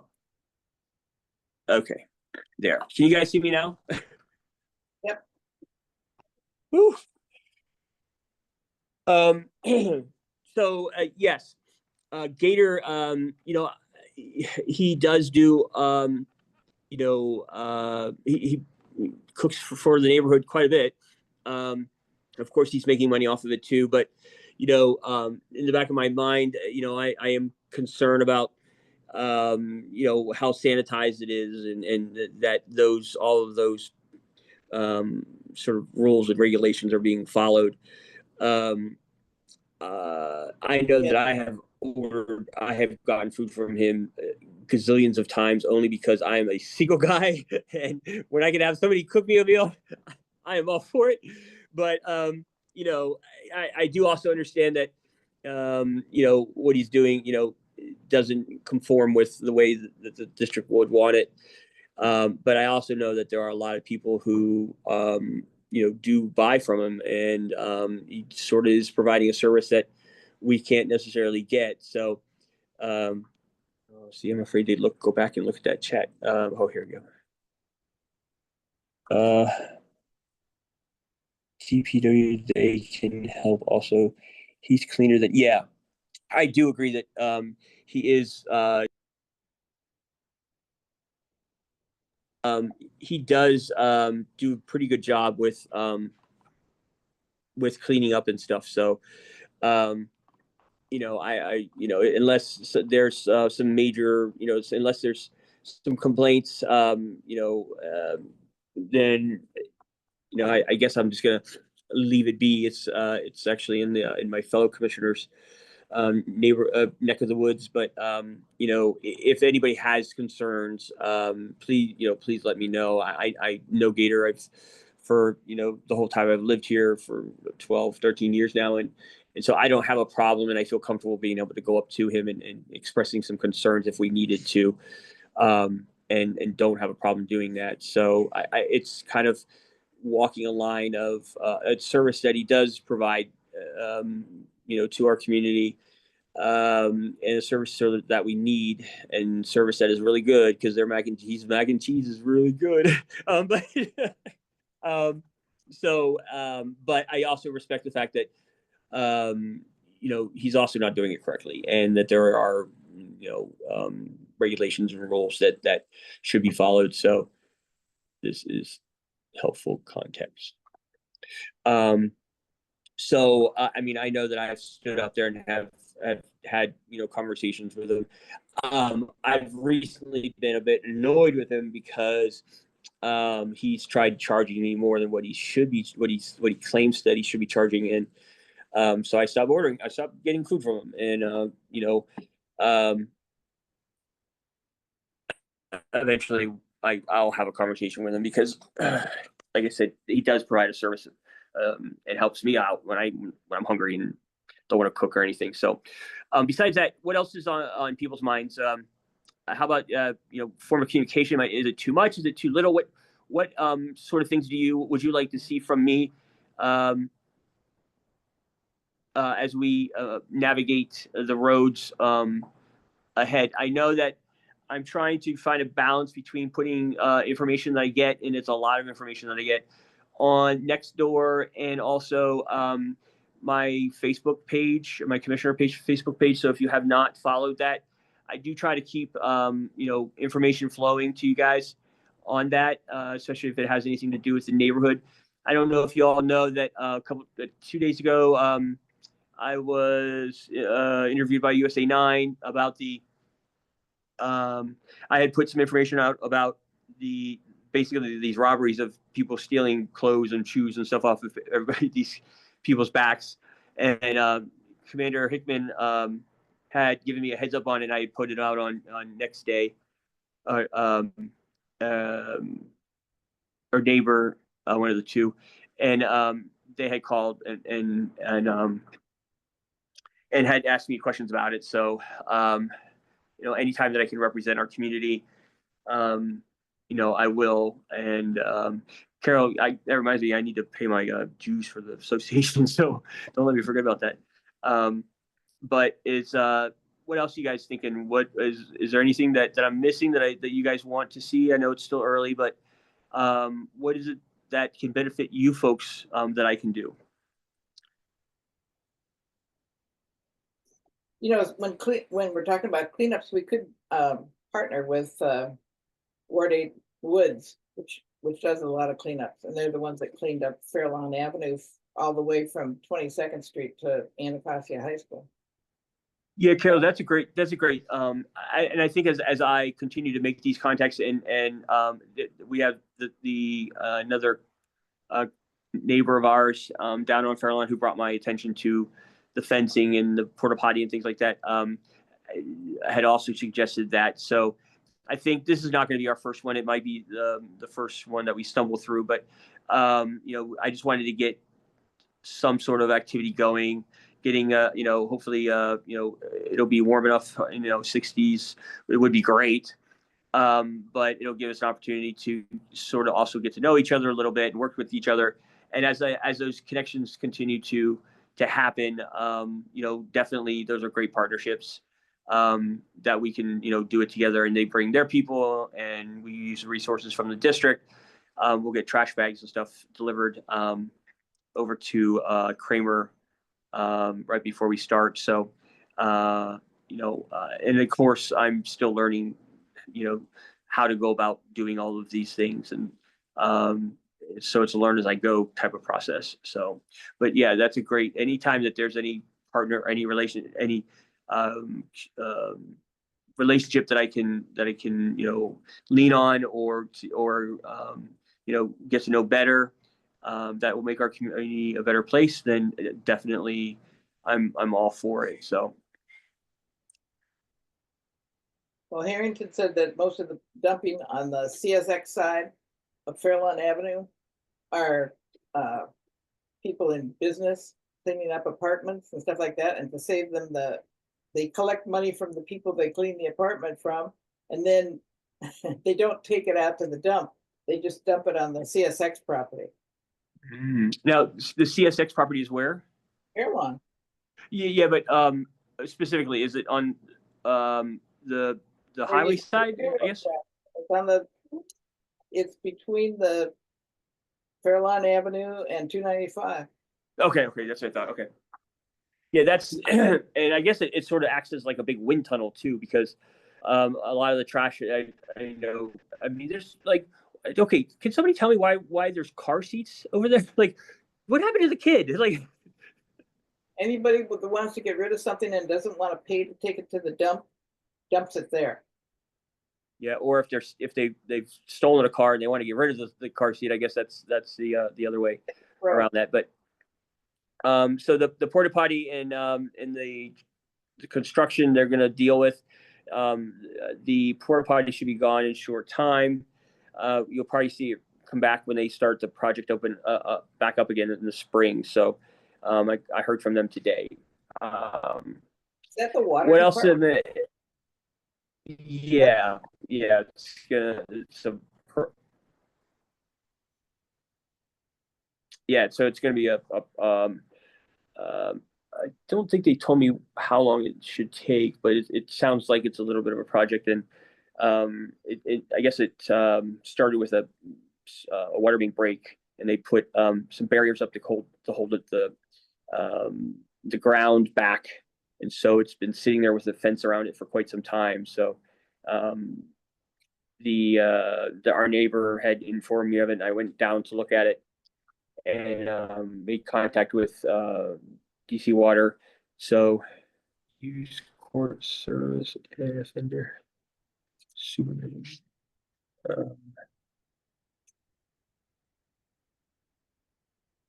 CISOSA. Oh, okay, yeah, that's great. Maybe you should start going to the ACC lunches at the end of the month, because all those nonprofit people and people from those different departments like CISOSA, can't even remember, a whole load of people. There were more people there today than would fit in the room. They had to have overflow seating. Wow. Did you say that you went, Carol? Yeah. So you could represent our and report back to us for me. Oh, I report that. Citizens Association. Yeah, no, I'm kidding. Go ahead. Hey, just wanted to elevate. So part of that trash piece, I don't know. So I'm here on behalf of Care Anacostia and our Care Anacostia schools. But speaking as a DC resident who lives in a 4-unit building, and when it comes to bulk trash pickup, I am not able to utilize bulk trash pickup. And so like the car seat thing, like hopefully it wasn't a stolen vehicle. But like getting rid of those types of bulk items is really, for me, it's been a frustrating process as a resident. And it is not fun going all the way up to the Fort Totten station to drop off bulk trash. And so maybe in just thinking about, and this is probably something maybe to elevate, like with all of the commissioners, there are a number of multi-unit buildings. And even the trash company that comes to my particular building where I live, they do not accept bulk trash. So it is either paying out of pocket for somebody to pick it up, which I refuse to do myself, knowing that 311 should do it for me as a DC resident, but it is not convenient at all to go to the Fort Totten transfer station to drop off bulk trash as well. And so maybe just thinking through ways that the ANC can maybe lean in to supporting these multi-unit buildings so that they can dispose of bulk trash more intentionally. The owners of those buildings are collecting rent, right? Yeah. Yes. Yeah, so I wanted to. collect rent as well, but I have to pay out of pocket for any bulk trash collection.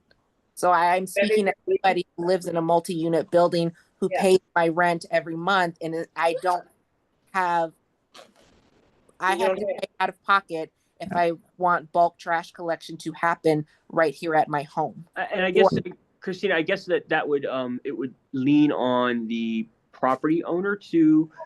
I guess that's the theory. Is that the property owner would be then responsible for any of that bulk trash? Go ahead. I can't tell who's got their hand up, but. Oh, hi. My name is Candace. I'm actually new to the neighborhood, but the trash was shocking to me. And been a district resident. And Christina, I lived in a multi-unit building for years before I moved into a house over here. And I have never seen anything like it. Like on Q Street, there's just this area that it feels like developers are just dumping things from buildings. Like it doesn't even feel like it's something that residents are doing.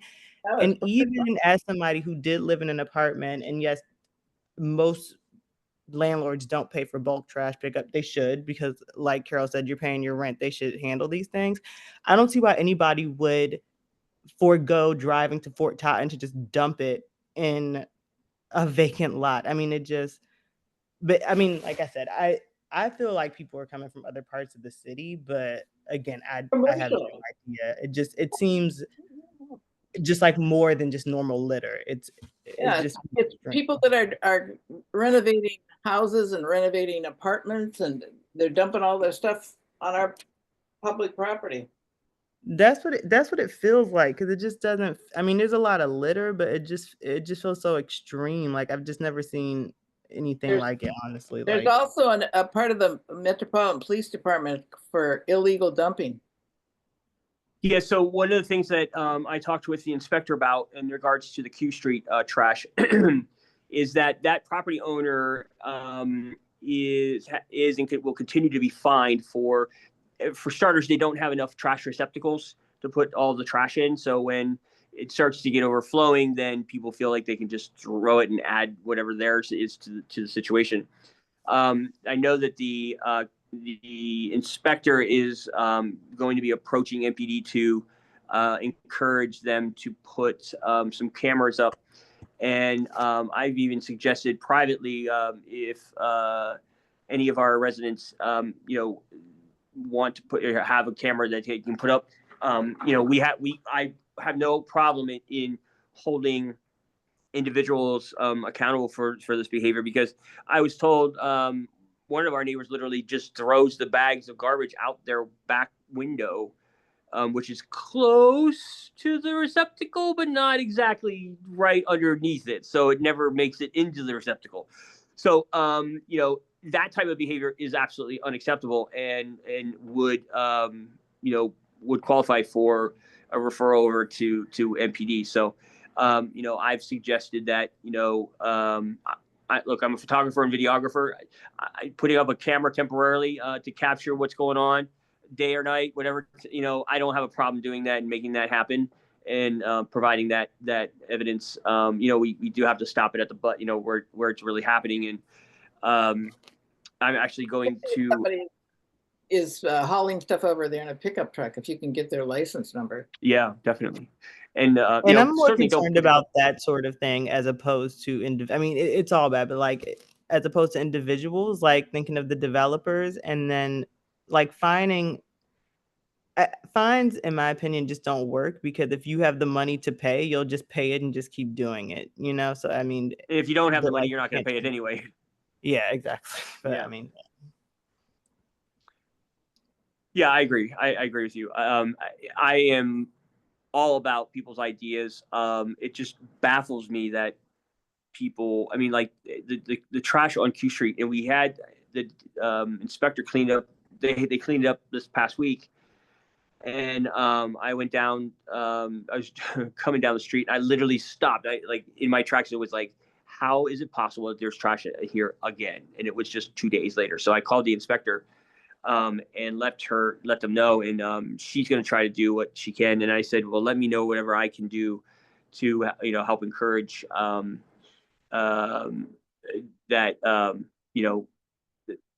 just we have to do something about it. And so one way we can do is so tomorrow's we're going to do an inspection of one of the properties, and again continue to put the pressure on the property owner, to be accountable for their tenants. If their tenants are, throwing trash out, then they out the window, then they that needs to be addressed. It's a lot easier said than done. And you got to have people that care about our neighborhood enough to not want to do stuff like that too. So maybe it's a different approach, and I'm certainly open to whatever ideas people have, even thinking outside the box, whatever that might be as well. So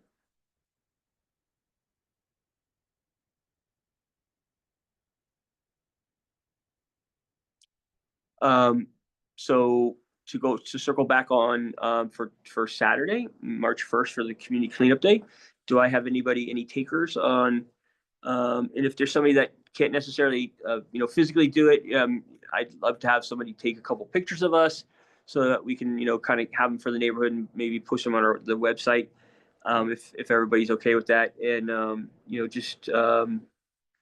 that type of thing. So you can, if you can't physically do anything and you want to just help in different ways, then that's cool too. But if you are able to help us and meet us over at Kramer on Saturday at 2 p.m., we'll have pretty much everything. My understanding is they provide gloves and everything for us. So, we'll do it from 2 to 4 or whatever, however much we can put in, and they'll pick it up at it later, I guess, the next day or something. Waiting for that direction now. So, but so please feel free to commit to that if you can, or let me know, or just drop me an email if you can. And I appreciate that. Is there anything else? I know we're look, I'm looking at a watch I don't even have.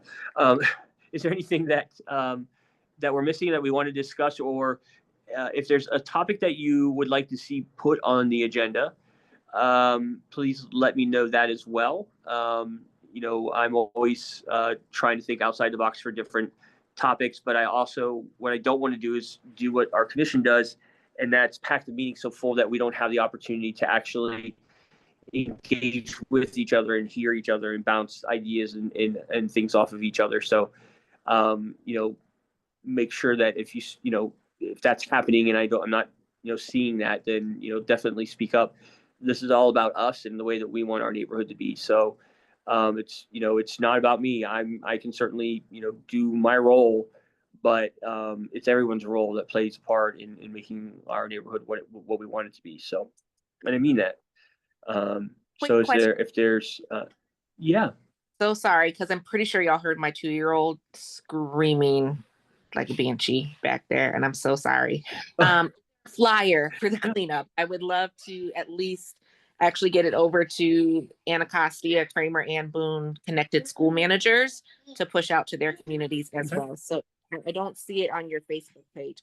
I am so sorry about. No, don't apologize, because it's not something that I've done. So I need to create one. And I apologize. I got a lot of the commitment from the district today on how it works, and there's a paperwork I had to fill out and stuff like that. So I will. I'm not the greatest graphic artist, but I will put something together and get something out to you tomorrow. Can you drop me an email reminder so I get it in there? Yes, I will do that. And in that email, I'm going to send you a link to postermywall.com. It is a lifesaver to free flyer templates. Wow. Okay. And I'm all for it.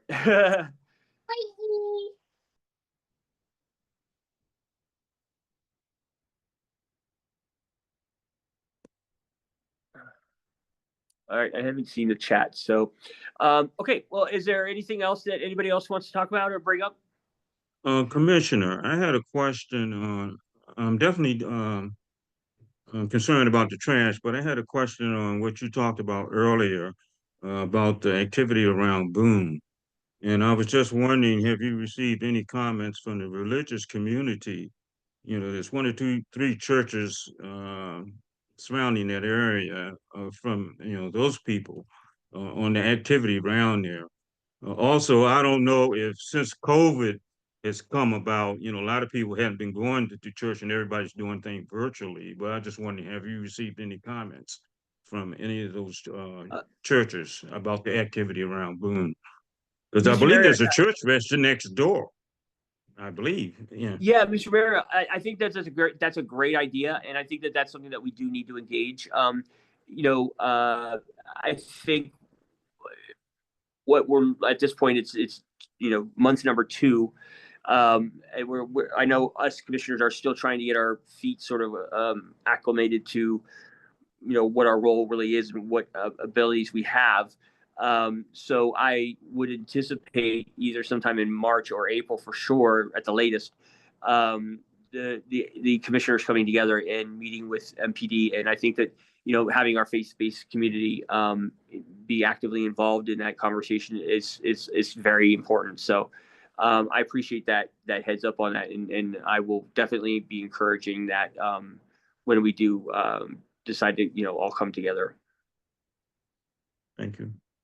Thank you for that.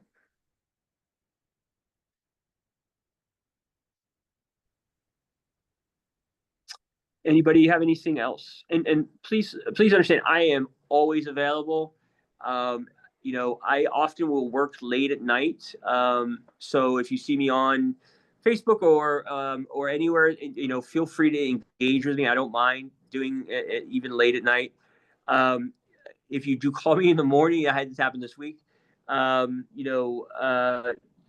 woke me up, which is absolutely fine, but it may take me a couple seconds to kind of get with it. But I didn't realize who she was at first, and then I finally did. But just know that I have a tendency to work on a lot of hours, in the nighttime. So, I don't mind anybody calling at any time, especially if it's an emergency. If there's an issue on your street that you think, I will without any doubt get out of bed and go over to support a family of a victim of a crime or a fire or something like that. I'm going to try to work with them in case that in situations when that does happen. I want to make sure that our community, that our neighbors have as much support with them and around them as possible in times of these emergency kinds of situations. So if it is an emergency overnight, please, and something happens and your neighbor's house catches on fire or something like that, and please don't hesitate to give me a call. So I definitely want to make sure that that's known as well. Well, hearing no other matters, feel free to drop me an email. It is cold in here. I turned up the heat, but it's still cold. I'm hoping that next month that I'll have the paperwork in time for us to do the meetings over at Kramer. And there's some things that I may have to work out with as far as security and things like that. So I'm doing what I can to figure that out. But as soon as I have that concrete, I'll let everyone know. And you are certainly welcome to come in person to the meeting. So with that all said, I thank you very, very, very, very much for being engaged in your community, being willing to sit on and listen to these calls and engage and have, a good dialogue. I'm really excited about what is coming down and what's going to happen in the future. So if anybody has any other questions or anything, feel free to drop me a call. And I say good night. Have a good night. Get some rest. We're coming into warmer weather, so also be careful when you're out on the streets. There's going to be a lot more people out. Make sure you're safe. And if anybody needs anything, you just give me a call.